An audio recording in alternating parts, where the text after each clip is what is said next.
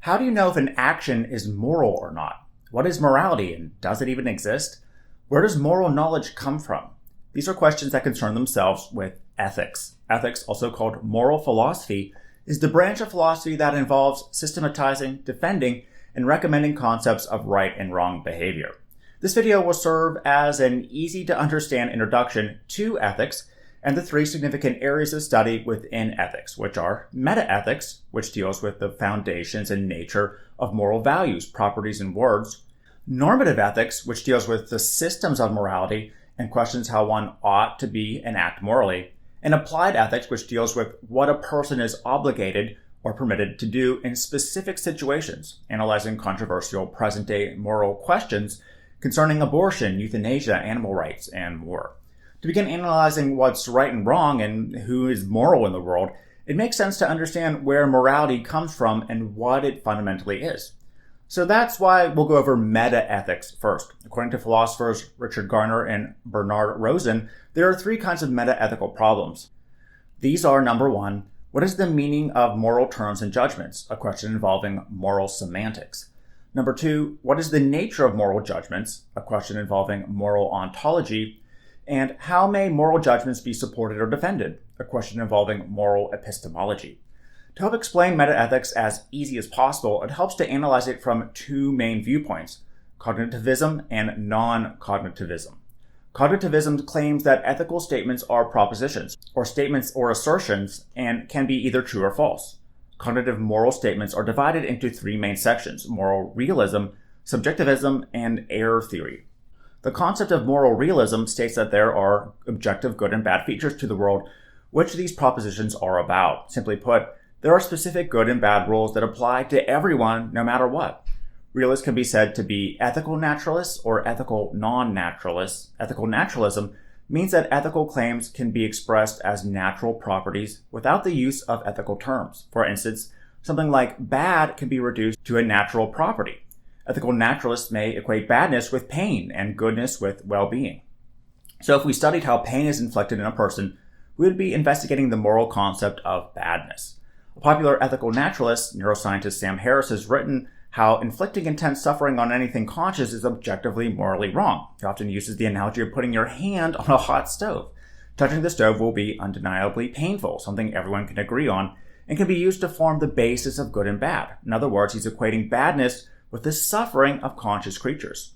Now, there appears to be a few philosophical problems with ethical naturalism, mainly the issue of deriving ought from is, a philosophical problem introduced by the philosopher David Hume, also known as the is-ought problem.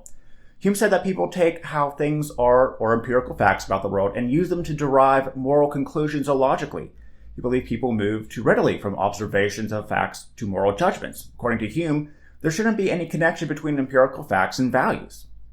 Also, there's ethical non-naturalists, who hold that there are objective and irreducible moral properties, such as the property of goodness. Philosopher G.E. Moore detailed, for example, like how we just know the color blue by intuition, we know things like good and bad just by seeing them.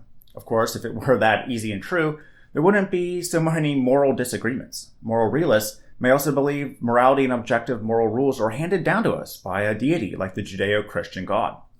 On the opposite side of the spectrum is moral subjectivism, a type of moral anti-realism which states that moral statements are made true or false by individuals or groups of individuals like specific cultures.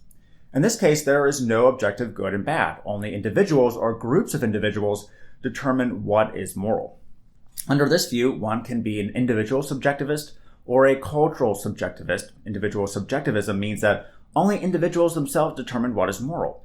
Here we don't have to account for a deity or some objective fact that provides our moral grounds, but it does leave us with some startling conclusions, like, for example, the murder of millions under Hitler was morally good.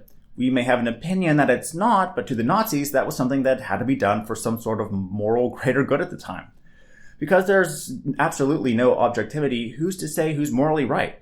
One can also be a cultural subjectivist, meaning that morals and ethics are made up by us and come from us, and societies will treat those morals as the correct ones.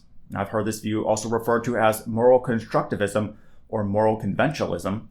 Where individual subjectivism states that others can't judge morals, cultural subjectivism states that yes, morals can be judged by different cultures and each culture will treat their morals as the correct ones. An individual subjectivist who personally thought Hitler was bad wouldn't bother to have a conversation and convince them that they are unethical, since there is no real good or bad in the world. In contrast, one using cultural subjectivism would think you could sit down and help them come to the right or your moral conclusion. Then there's error theory, another form of moral anti-realism that holds that although ethical claims do express propositions, all such propositions are false. There's no such thing as moral truth, so all moral statements are all wrong, hence the error. Now, cognitivist approaches are contrasted with non-cognitivist views of morality, which state ethical statements are not propositions and thus have no true status. It's another type of moral anti-realism that states we can't know anything about morality. Therefore, there's no point in trying to determine right or wrong statements. One non-cognitivist theory, called emotivism, endorsed by A.J. Ayer, a key figure in the logical positivist movement, holds that ethical sentences merely express emotions. For example, the statement, lying is wrong, appears to be about a factual description of something, but Ayer claimed when someone makes a moral statement like lying is wrong, they're really just expressing an emotion, not a claim. Saying lying is wrong is more like saying boo on lying. That makes me feel upset. Prescriptivism, defended by R.M. Hare, holds that moral statements function like universalized imperative sentences. Simply put, moral statements are just like giving a command. Lying is wrong is really just like, hey you, don't lie. Now, which view is correct? Well, that depends on moral epistemology, another major part of metaethics that deals with how moral knowledge is possible and derived. To make a moral claim about reality, one would have to have evidence to support the premises. For example, to claim that morality is objectively good and derived from God, one would have to demonstrate how one could get moral knowledge from a God if one exists in the first place. There are rationalist arguments about various moral stances, including that morality can be known a priori or by reason alone, like Plato and Kant argued for. There's also empirical evidence to support moral statements and theories. For example, studies into the nature of the mind show the existence of neuromodulators, or special chemicals in the brain that influence moral decisions, like oxytocin. This type of evidence can go towards supporting a specific theory of morality, too. Normative ethics picks up where metaethics leaves off. While metaethics studies the nature of morality and what it is, normative ethics studies systems of morality and standards of right and wrong actions. There's one ultimate criterion of moral conduct in normative ethics, usually being a set of rules or principles. Most systems of ethics can be categorized as three main types, which I'll go over now. These include deontology, consequentialism, and virtue ethics. Deontology is the theory that morality of an action should be determined by whether the action itself is right or wrong under a series of rules. Deontology is also referred to as rule-based ethics. There have been numerous formulations of it. I'll touch on one of the most popular from the philosopher Immanuel Kant. Kantian ethics argues that the only truly good thing is the will or motive of a person and how they act, not what happens after they act. In his groundwork of the metaphysic of morals, Kant formulated something he called the categorical imperative, in which one formulation of it states, act only according to that maxim, whereby you can at the same time will it that it should become a universal law. In other words, we should come up with and live by certain rules or categorical imperatives no matter what. We figure them out by asking ourselves whether we would want to live in a world where everyone takes that same particular action we're about to take. Kant argued that if a psychopath or killer wanted to kill your friend and your friend hid in your house, if the murderer knocked on your door and asked if your friend were hiding there, the morally correct thing to do would be to say, yes, he's in here. We can all agree that we wouldn't want to live in a world where we lie to each other. Therefore, according to Kant, honesty is a categorical imperative we have to follow, even if it ends in the death of our innocent friend. So perhaps a better system to construct moral rules by is one that depends on the consequences of actions rather than someone's personal intent.